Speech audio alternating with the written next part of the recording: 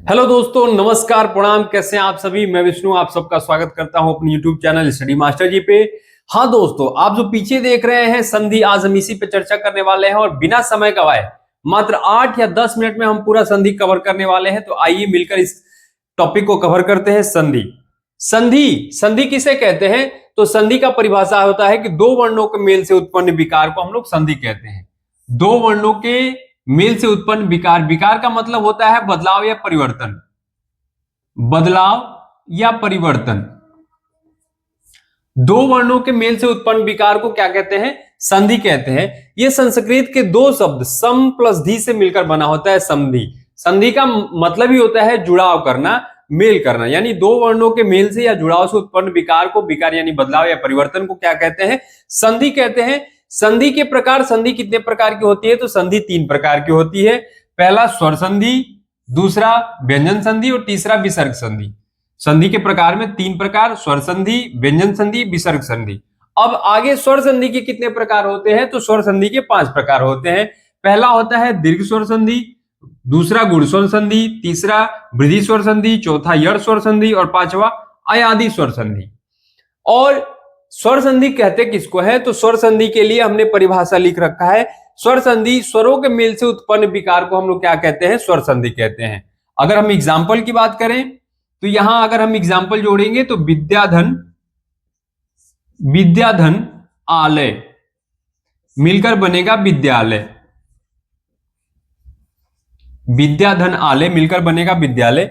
यहां भी स्वर है आ और यहां भी स्वर है, दो स्वर मिलकर एक तीसरे स्वर का निर्माण किए हैं, तो ये स्वर संधि है। व्यंजन संधि में स्वर के साथ व्यंजन, व्यंजन के साथ स्वर या व्यंजन के साथ व्यंजन मिलता है, जिसको हम लोग स्वर व्यंजन संधि कहते हैं। विसर्ग संधि में विसर्ग के साथ व्यंजन या विसर्ग के साथ स्वर का जोड़ होता है, ये विसर्ग संधि होता है। तो स्वर संधि के 5 प्रकार, दीर्घ स्वर संधि, गुण स्वर संधि, वृद्धि स्वर संधि, यण स्वर संधि और अयादि स्वर संधि। इसको कैसे बनाते हैं? तो दीर्घ स्वर संधि में, दीर्घ स्वर संधि में ए और ए का मेल होता है या बी और बी का मेल होता है। अब ये ए और ए हम क्या लिख रहे हैं? बी और बी क्या लिख रहे हैं? तो इसके लिए सबसे पहले आपको स्वर देखना चाहिए। स्वर कितना होता है? 11। अ, आ, छोटी, बड़ी, छोटा ऊ, बड़ा ऊ, री, ए, ओ और औ। इसको हम लोग अलग अलग परिवार में डिवाइड करते हैं। ए परिवार, ये ए परिवार, ये बी परिवार और ये सी परिवार। ये यहां तक बी परिवार और ये सी परिवार। यहीं से हम ए और ए उठाए हैं, बी और बी उठाए हैं, आगे सी भी उठाएंगे। तो दीर्घ संधि में हम देखेंगे कि ए का मिलाप ए से होता है और ए का ही निर्माण करता है। बी का मिलाप बी से होता है और बी का ही निर्माण करता है। गुण संधि में ए प्लस बी मिलता है, वृद्धि में ए प्लस सी मिलता है, यण में ए या सी के साथ बी मिलता है और अयादि में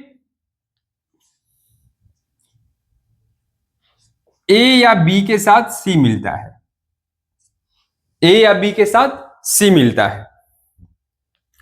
अगर इसको आप विस्तार से जानना चाहते हैं तो आप हमें कमेंट करेंगे, इस पे एक लंबा वीडियो हम बनाएंगे। अभी मात्र ये 8 या 10 मिनट का सेशन है। इस सेशन का मतलब ही है कि पूरे संधि को एक सरसरी निगाह से देख के खत्म करें। तो हमने देखा संधि, दो वर्णों के मेल से उत्पन्न विकार को संधि कहते हैं। ये सम और धी वर्ड से मिला होता है। संधि 3 प्रकार की होती है, स्वर संधि, व्यंजन संधि, विसर्ग संधि। स्वर संधि के 5 प्रकार होते हैं और स्वर संधि कहते किसको है? तो स्वरों के मेल से उत्पन्न विकार को हम लोग स्वर संधि कहते हैं। हमने एग्जाम्पल भी देखा। व्यंजन संधि, व्यंजन संधि में स्वर के साथ व्यंजन जुड़ता है या व्यंजन के साथ स्वर जुड़ता है या व्यंजन के साथ व्यंजन जुड़ता है, तो वो व्यंजन संधि होता है। एग्जाम्पल हम देख सकते हैं लेकिन वीडियो लंबा हो जाएगा। अगर आप चाहते हैं कि मैं इस पे विस्तार से वीडियो बनाऊं, तो मैं बार बार कह रहा हूं, आप मुझे कमेंट करेंगे और मैं इस पे विस्तार से वीडियो बनाऊंगा। विसर्ग संधि में क्या होता है? विसर्ग के साथ व्यंजन या विसर्ग के साथ स्वर का मिलाप होता है, तो विसर्ग संधि बनता है। अब हमने दीर्घ स्वर संधि देखी। हमने ये ग्रुप बनाया, अ, आ, छोटी ई, बड़ी ई, छोटा ऊ, बड़ा ऊ, री, ए, ओ, औ। इसको अलग अलग परिवार में बांटा हमने। ए और अ और आ को ए परिवार, छोटी ई, बड़ी ई, छोटा ऊ, बड़ा ऊ को और री को बी परिवार, ए, ओ और ओ को सी परिवार माना। यहीं से हमने ये उठाया है। दीर्घ स्वर संधि में ए के साथ ए का मिलाप होता है या बी के साथ बी का मिलाप होता है। गुण स्वर संधि में ए के साथ बी का मिलाप होता है।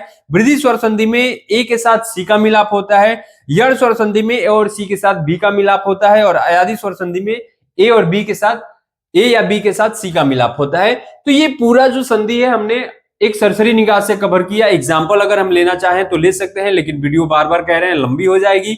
अगर आप चाहते हैं कि लंबी वीडियो के साथ हम आपके साथ बने, इस टॉपिक को कवर करें एक लंबे वीडियो में, तो आप हमें कमेंट बॉक्स में कमेंट करें और हम इस पे आपके कमेंट के अनुसार वीडियो बनाएंगे। तब तक के लिए जय हिंद।